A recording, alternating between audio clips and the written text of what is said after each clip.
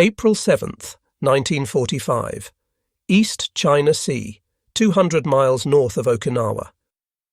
The pen trembled slightly as Ensign Mitsuru Yoshida wrote in his private journal, recording words that would have earned him severe punishment if discovered by the ship's senior officers.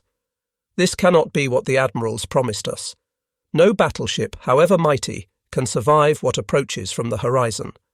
Through the radar scope, he had just witnessed something that contradicted everything the Imperial Japanese Navy had taught him about the invincibility of the super battleship Yamato.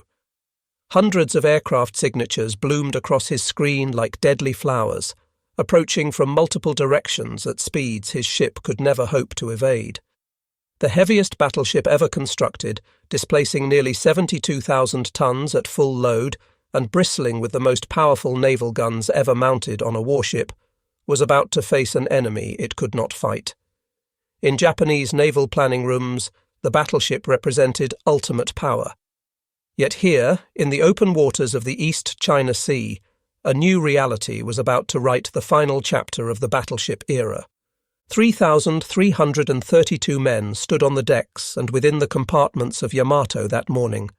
None of them knew they were sailing on history's last great battleship sortie, a desperate gamble that would end not in glorious surface combat, but in a one-sided aerial massacre. The mathematics of this battle were not about armour thickness or shell weight. They were about a simple equation that Japanese admirals refused to accept. One battleship, however powerful, could not defeat nearly 400 aircraft operating in coordinated waves with complete air superiority. The transformation from confidence to catastrophe would take less than 2 hours. The collapse had begun years earlier, in the design rooms of the Kure Naval Arsenal. Between 1934 and 1937, Japanese naval architects had pursued an obsession. If they could not match American numerical superiority in warships, they would build individual vessels so powerful that one Japanese battleship could defeat 2 or even 3 American ones.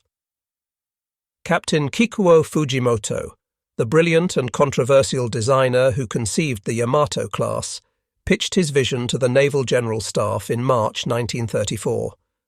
A battleship displacing 70,000 tons at full load, armed with 9 18.1-inch guns, protected by armour up to 16 inches thick on the belt. The specifications defied international naval treaties and exceeded anything any nation had attempted. Construction began in November 1937 at the Kure Naval Arsenal under extreme secrecy. Workers signed non-disclosure agreements under penalty of imprisonment. Neighbourhoods near the shipyard had their windows boarded over. Palm trees and tall barriers were erected around the construction site. When Yamato's sister ship Musashi was launched from Nagasaki in November 1940, the city was placed under air raid alert, forcing all residents indoors so no civilian eyes could witness the vessel. The deception worked. American naval intelligence did not learn the true specifications of the Yamato class until after the war ended. Yamato was commissioned on December 16, 1941, just 9 days after Pearl Harbor. She measured 263 metres in length with a beam of 38.9 metres. Her displacement of nearly 72,000 tons fully loaded made her the heaviest battleship ever constructed. Her main armament of 9 Type 94 naval guns firing 18.1-inch shells represented the pinnacle of naval artillery. Each gun barrel was 21.13 metres long and weighed 147.3 metric tons. The guns could fire a 1,460-kilogram armour-piercing shell to a range of 42 kilometres. A single salvo from Yamato's 9 main guns hurled more than 13,000 kilograms of steel toward the enemy. The armour protection was unprecedented. The main belt was 16.1 inches thick, angled at 20 degrees to maximise effectiveness. The main deck armour ranged from 7.9 inches over the machinery spaces to 9 inches over the magazines. The faceplates of the main gun turrets were 25.6 inches thick, the heaviest armour ever fitted to a warship. Below the waterline, Yamato incorporated an elaborate torpedo defence system consisting of multiple longitudinal bulkheads, creating compartments that could be flooded or kept empty to absorb torpedo explosions. The system was designed to withstand 3 torpedo hits on the same side without catastrophic effect. This claim would be tested on April 7th. The secondary armament initially consisted of 12 155mm guns in 4 triple turrets and 12 127mm dual-purpose guns in 6 twin mounts. For anti-aircraft defence, Yamato initially carried only 24 25mm guns, a pathetically inadequate number that reflected the Imperial Japanese Navy's fatal underestimation of air power. This oversight would prove catastrophic. Yamato's propulsion system consisted of 12 Kampon boilers driving 4 steam turbines, generating 150,000 shaft horsepower. This immense power plant pushed the massive hull to a maximum speed of 27.4 knots during sea trials, remarkably fast for such a heavy vessel. Admiral Isoroku Yamamoto, commander of the combined fleet and planner of the Pearl Harbor attack, chose Yamato as his flagship on February 12, 1942. Yamamoto understood naval aviation better than almost any officer in the Imperial Japanese Navy. He had opposed the construction of the Yamato class, arguing that the resources would be better spent on aircraft carriers. Yet even Yamamoto could not resist the prestige of commanding from the most powerful battleship afloat. Yamato's first combat deployment came in May 1942 during the Battle of Midway. Yamamoto embarked aboard the battleship with the main battle force, positioning his fleet 300 miles behind the carrier striking force. The battle plan called for the carriers to attack Midway Island and lure the American carrier fleet into range of Yamamoto's battleships. The plan collapsed spectacularly. American carrier aircraft found and destroyed 4 Japanese fleet carriers in a single day. Yamato never fired a shot. She turned back toward Japan without engaging any American forces. This pattern would repeat throughout Yamato's career. Despite mounting guns that could destroy any ship afloat from ranges where the enemy could not reply, Yamato would spend most of the war hiding in anchorages, her fuel too precious to waste, her value too great to risk in combat where American air power dominated. Between July 1942 and June 1944, Yamato spent months at Truk Lagoon in the Caroline Islands, serving primarily as a flagship and accommodation ship. Crew members gave lectures, conducted drills, and waited for a battle that never came. By late 1943, as American forces began their island-hopping campaign across the Central Pacific, the strategic situation for Japan had deteriorated catastrophically. The Imperial Japanese Navy had lost dozens of destroyers, cruisers, and carriers in the Solomon Islands campaign and the Battle of the Philippine Sea. Fuel shortages were becoming critical as American submarines strangled Japanese oil shipments from the Dutch East Indies. Yamato returned to Japan in December 1943 for modifications. Workers removed 2 of the 4 triple 155mm secondary turrets and replaced them with additional anti-aircraft weapons. The light anti-aircraft armament was increased from 24 to 52 25mm guns. Radar systems were installed. When Yamato emerged from the Kure naval arsenal in March 1944, she was a more balanced warship, but the strategic window for battleship dominance had closed forever. The first and only time Yamato's main guns fired at enemy warships came in October 1944 during the Battle of Leyte Gulf. Vice Admiral Takeo Kurita would lead a surface-striking force, including Yamato and her sister ship Musashi, through the San Bernardino Strait to attack American landing forces at Leyte. On October 24th, during the Battle of the Sibuyan Sea, American carrier aircraft subjected Musashi to wave after wave of attacks. Over 4 hours, the battleship absorbed an estimated 17 bomb hits and 19 torpedo hits before capsizing and sinking with the loss of over 1,000 crew members. Yamato witnessed her sister ship's destruction from 30 miles away. The lesson was clear and terrible. No amount of armour could protect a battleship from massed air attack. At 6:57 on the morning of October 25, 1944, Yamato opened fire on American ships for the first and only time in her career. The range was 35,000 yards. 6 American escort carriers with minimal escorts lay directly ahead. These were the ships of Taffy 3, providing air support for ground forces on Leyte. For nearly 2 hours, Yamato pursued the American ships, firing salvo after salvo.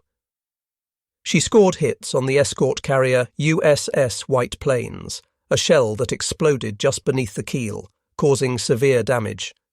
She contributed to the sinking of the escort carrier USS Gambia Bay and the destroyers USS Johnston and USS Howell.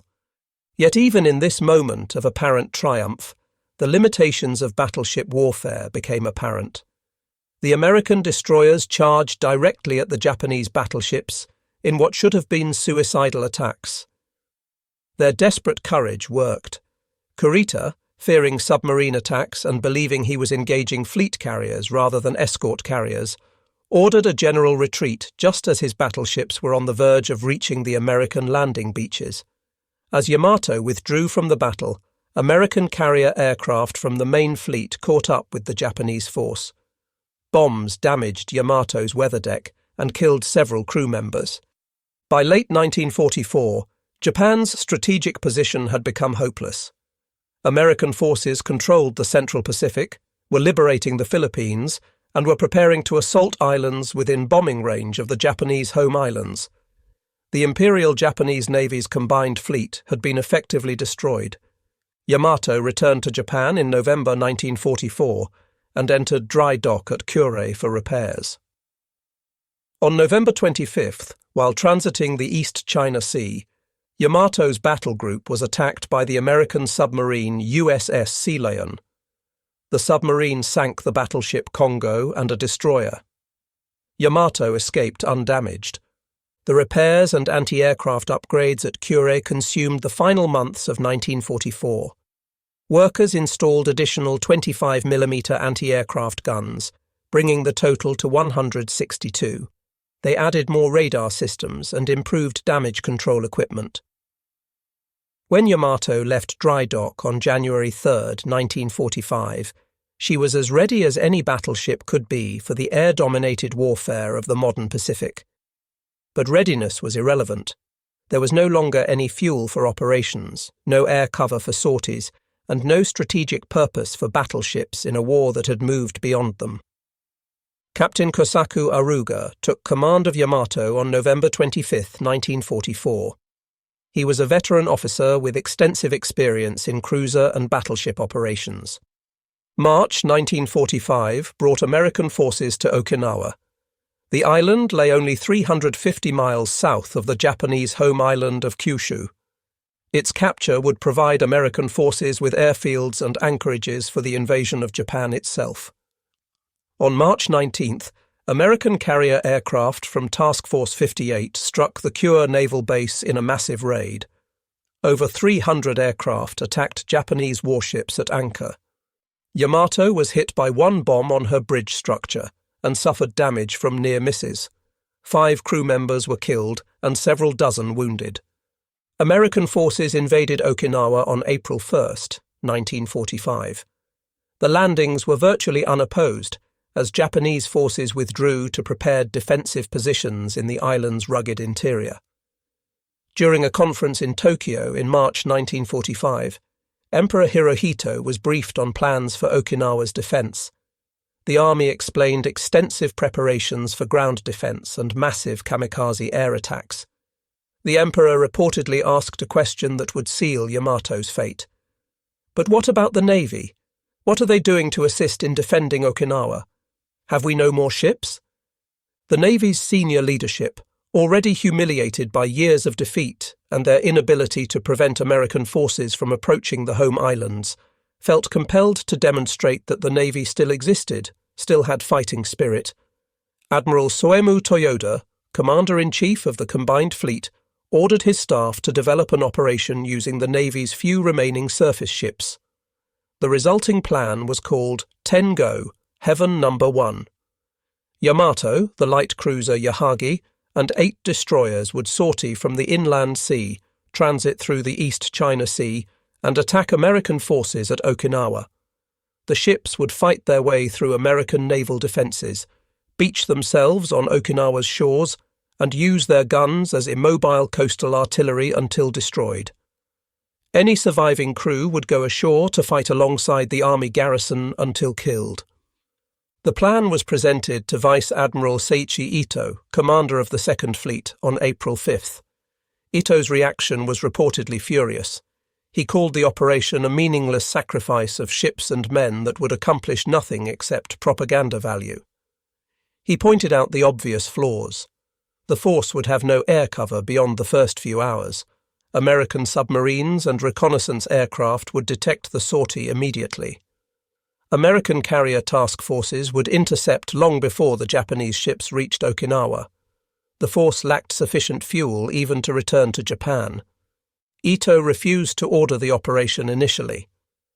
The argument continued into the night of April 5th. Staff officers from Tokyo explained that the order came from the highest levels. Ito eventually relented, though he reportedly said the operation was a waste that would achieve nothing except adding to the casualty lists. At 1600 hours on April 6th, Yamato departed the Tokuyama oil depot for the last time. The battleship had been given fuel for a one-way trip to Okinawa. Yahagi and 8 destroyers accompanied Yamato. The total force comprised approximately 3,000 Japanese sailors. Before departure, crews were assembled and informed of the mission's nature. Any man could request to remain behind without shame. None did. Approximately 67 junior officer candidates and some sick or injured crew members were ordered off the ships to preserve trained personnel. The force passed through the Bungo Strait between Kyushu and Shikoku shortly after midnight on April 7th. American submarines USS Threadfin and USS Hackleback were waiting, positioned based on intelligence intercepts that had revealed Operation Tengo's details days before execution. The submarines tracked the Japanese force throughout the night, transmitting regular position reports. The Japanese detected the submarines and knew they were being followed, but could do nothing to prevent it. As dawn broke on April 7th, the Japanese force passed the Osumi Peninsula and entered the open waters of the East China Sea. They formed a defensive circle with Yahagi in the lead, Yamato in the centre, and the 8 destroyers arrayed in a ring with 1,500 metres between each ship. Speed was increased to 20 knots. At 0600, 6 Mitsubishi A6M0 fighters arrived to provide combat air patrol. This token force represented the entirety of Japanese air cover. The pilots had been told to remain until 1000 hours, then return to base. After that, Yamato would face American air power alone. The morning was overcast with low clouds at 3,000 feet and intermittent rain squalls. Visibility varied from excellent to nearly zero. American reconnaissance aircraft first detected the Japanese force at 0823. An F-6F Hellcat from the carrier USS Essex spotted Yamato's unmistakable silhouette through a break in the clouds. The pilot transmitted a contact report that was received by Task Force 58 within minutes. Vice Admiral Mark Mitcher commanded Task Force 58 from his flagship, the carrier USS Bunker Hill. Task Force 58 consisted of 16 aircraft carriers, 8 fast battleships, 15 cruisers, and over 60 destroyers, with a total air complement exceeding 1,000 aircraft. Mitcher had been expecting Yamato. American intelligence had intercepted and decoded Japanese communications regarding Operation Tengo. Upon receiving confirmation that Yamato was at sea, Mitcher immediately began preparing a massive airstrike. Admiral Raymond Spruance, commander of the Fifth Fleet, initially ordered his battleship force under Rear Admiral Morton Deo to intercept Yamato. 6 modern battleships, including USS Missouri and USS Wisconsin, began positioning to meet the Japanese force in a surface action. Mitcher preempted the battleship engagement by launching his aircraft without waiting for Spruance's approval. He understood that carrier aircraft could destroy Yamato more efficiently and with less risk than a surface engagement. Spruance accepted Mitscher's decision. Task groups 58.1 and 58.3 began launching aircraft at 1000 hours. The carriers USS Hornet, USS Bennington, USS Belleau Wood, USS San Jacinto, USS Essex, USS Bunker Hill, USS Hancock, and USS Bataan launched a total of 280 aircraft in the first wave. The strike force consisted of 132 F-6F Hellcat and F-4U Corsair fighters, 50 SB-2C Helldiver dive bombers, and 98 TBM Avenger torpedo bombers. 53 aircraft from USS Hancock launched 15 minutes late and failed to find the Japanese force in the poor weather, reducing the first wave to 227 aircraft. Task Group 58.4 launched a second wave of 110 aircraft 45 minutes after the first wave. This included aircraft from USS Yorktown, USS Intrepid, and USS Langley. In total, approximately 386 American aircraft were committed to the attack, though only about 280 actually engaged the Japanese force due to navigation difficulties in poor weather. Each Avenger carried a Mark 13 torpedo with a 600-pound Torpex warhead. Each Helldiver carried either 1,000-pound armor-piercing bombs or 1,000-pound general-purpose bombs, plus two 250-pound bombs. The fighters carried bombs or rockets in addition to their machine guns and cannon. At 10:14, Yamato's air search radar detected the first American reconnaissance aircraft. The 6 Japanese Zero fighters attempted to intercept but were hopelessly outnumbered. They managed to shoot down no American aircraft before withdrawing at 1000 hours as ordered.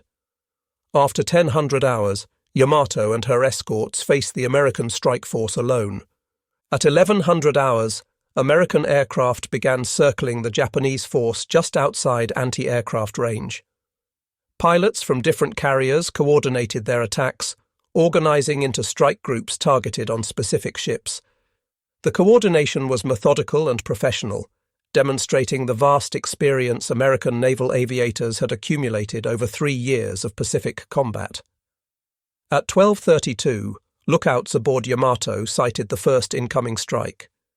Captain Hara aboard Yahagi later described the sight as terrifying. Large formations of aircraft circled the task force in clockwise and counterclockwise rotations, like wolves circling prey. At 12:34, Yamato opened fire with her forward main battery turrets. The battleship was firing special Sanshikidan shells, anti-aircraft munitions that used a time fuse to create a shotgun blast of steel fragments. Firing 18-inch naval guns at aircraft was an act of desperation. The shells proved completely ineffective. American aircraft simply flew through the explosions untouched. At 12:37, the first wave attacked. Dive bombers descended through the clouds, pulling up at the last moment to release their bombs.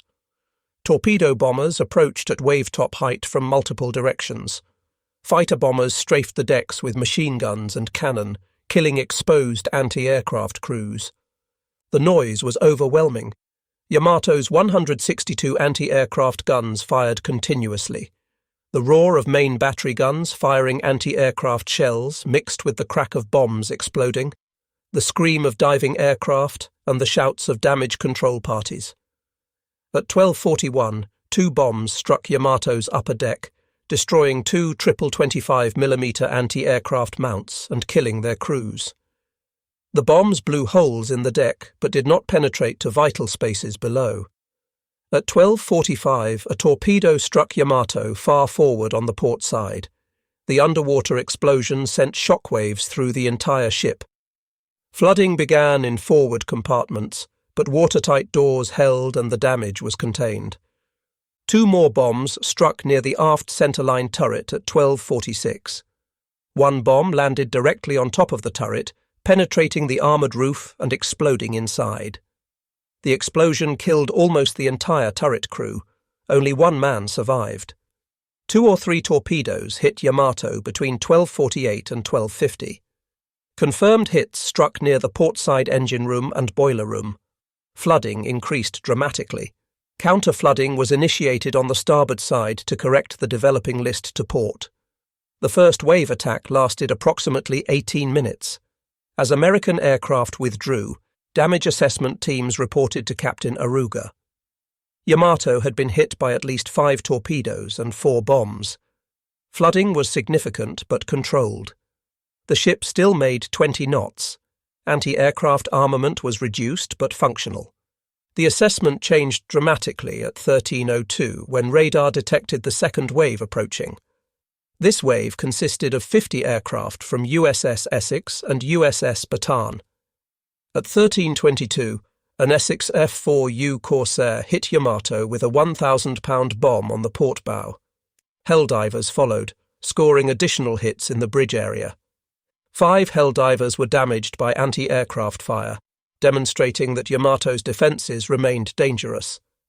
Between 13:25 and 13:30, 3 or 4 torpedoes struck Yamato on the port side amidships. All torpedo bombers had been ordered to attack only the port side to speed the battleship's capsize. This concentration of damage proved devastatingly effective. Flooding accelerated dramatically in the portside boiler rooms and engine spaces. The list to port increased past 10 degrees. Counter-flooding on the starboard side corrected the list temporarily, but the damage control centre reported that the starboard outer engine room would have to be flooded to prevent capsizing.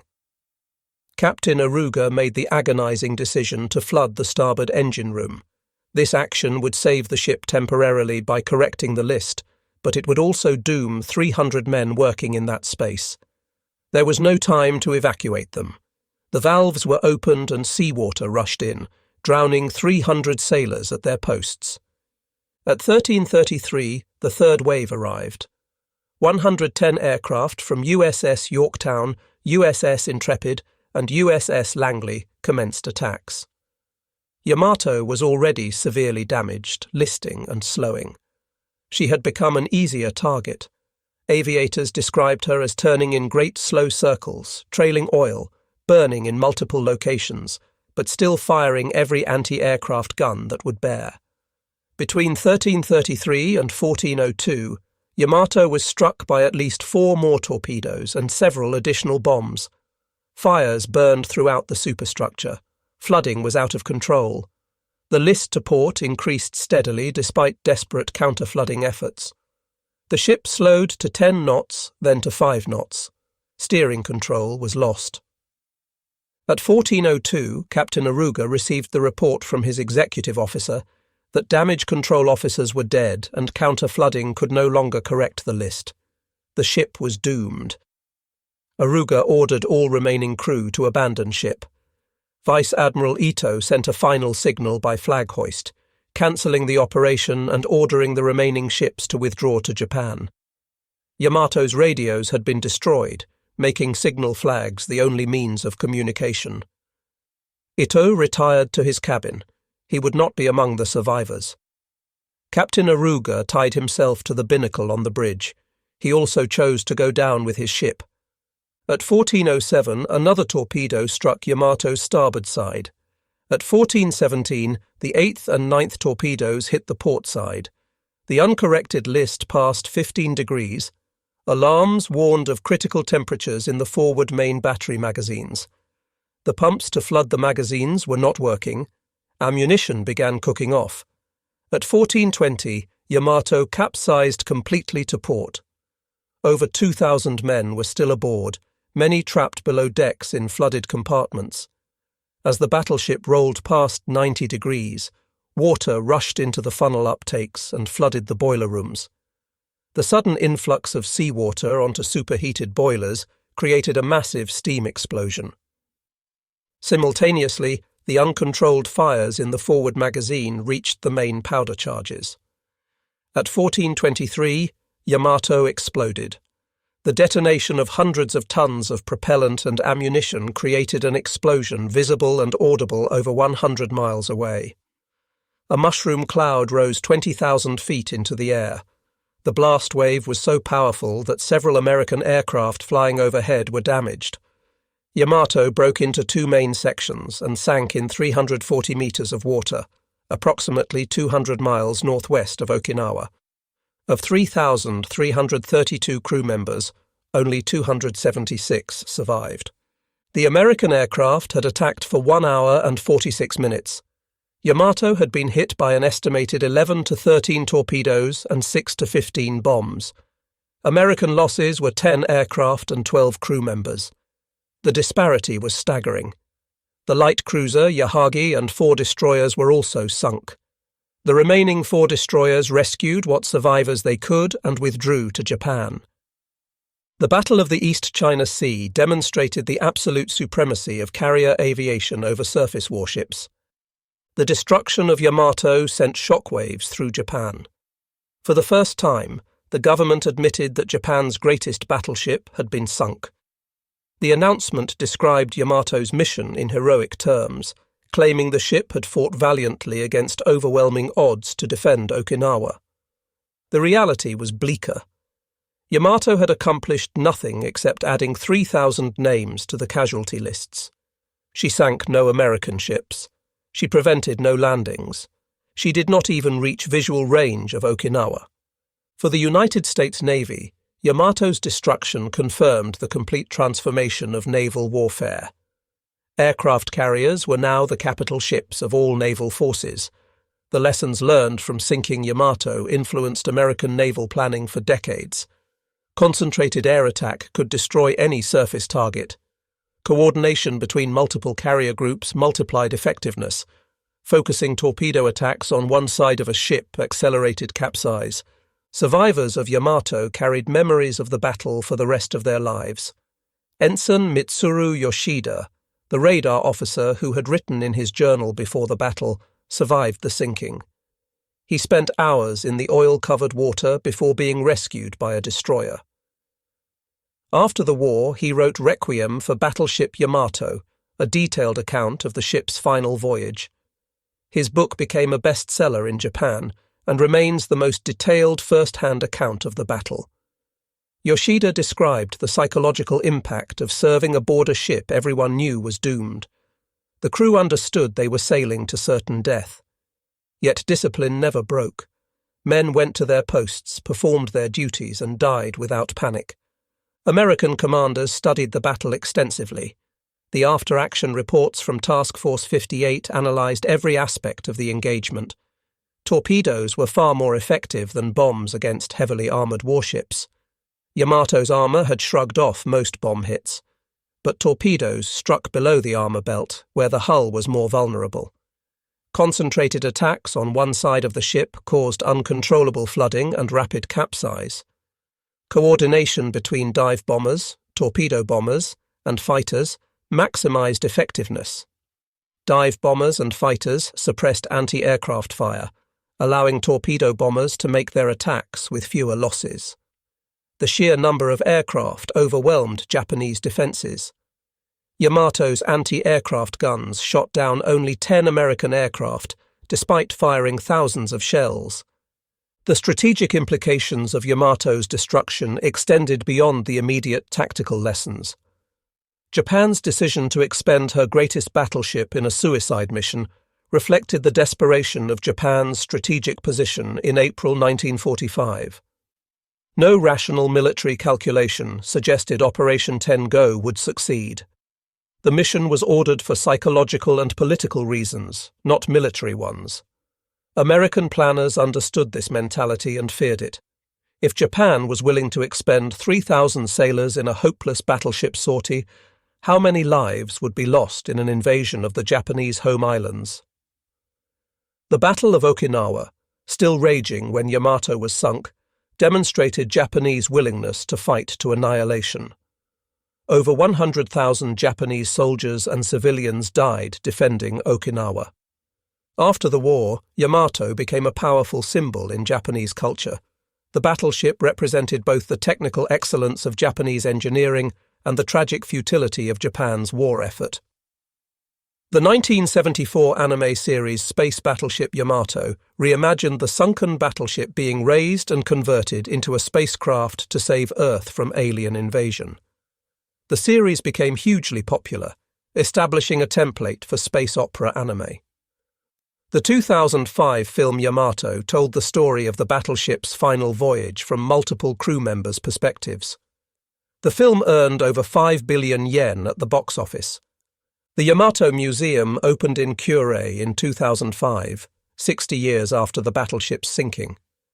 The museum features a massive 1:10 scale model of Yamato, along with artifacts, photographs, and detailed exhibits about the ship's construction and service. The museum attracts hundreds of thousands of visitors annually. Several expeditions have located and photographed Yamato's wreck. The battleship rests in two main sections on the seafloor approximately 340 meters below the surface. Japanese law protects the wreck as a war grave, prohibiting salvage or disturbance. The 3,000 men who died aboard Yamato remain with their ship. The historical assessment of Yamato's value remains contentious. Some argue that she was a magnificent achievement of naval architecture, the culmination of battleship development.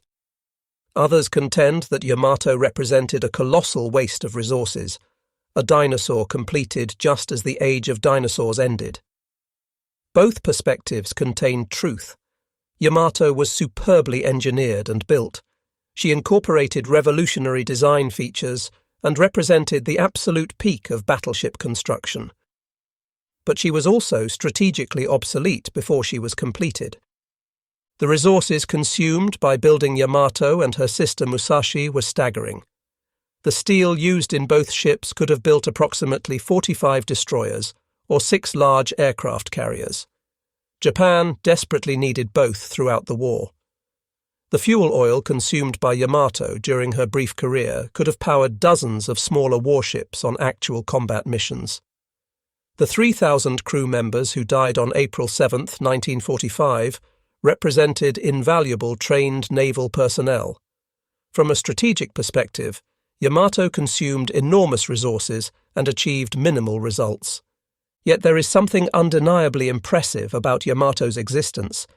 She represented the limit of what was physically possible in battleship construction. Her guns remain the largest ever mounted on a warship. Her armour remains the thickest ever fitted to any vessel. Her displacement remains the record for battleships, a record that will never be broken because no nation will ever build battleships again.